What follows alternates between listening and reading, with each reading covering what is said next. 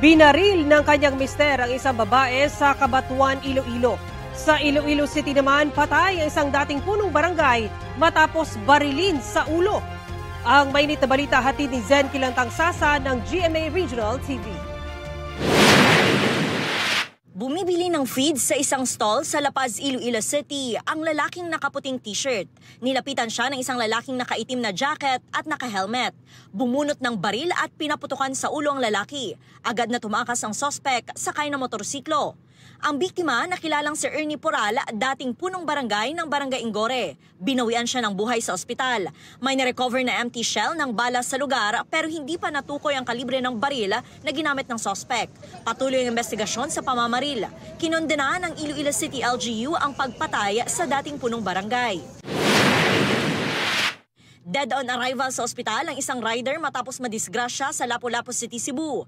Ayon sa traffic investigator, nabangga ang kanyang motorsiklo ng isang modern jeep na papaliko matapos magbaba ng pasahero. Tumilapon ang rider at saktong nagulungan naman ng isa pang dumaraang sasakyan. Pero yung ulo, rasad yun ang sudig to.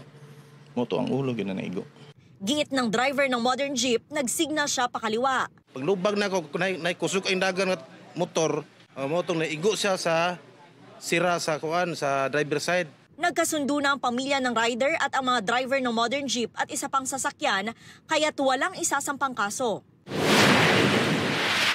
Patay ang isang babae sa Cabanatuan, Iloilo matapos pagbabarilin ng kanyang mister. Sa salaysay ng anak ng mag-asawa sa pulisya, puwersahang pumasok sa loob ng bahay ang sospek at 3 beses na binaril ang biktima. Pagkatapos ng pamamaril, tumakbo ang sospek sa highway at binaril ang kanyang sarili. Dinala ang mag-asawa sa ospital pero parehong idineklarang dead on arrival.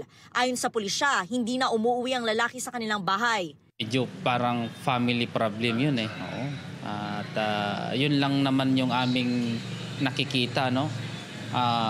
Away mag-asawa. Ayon naman sa punong barangay, ilang buwan lang ang nakalilipas nang rumesponde sila matapos mag-away ang mag-asawa. Sa ngayon, itinuturing ng pulisya na case closed ang nangyari dahil wala nang sasampahan ng kaso. Zen Kilantang Sasa ng GMA Regional TV nagbabalita para sa GMA Integrated News.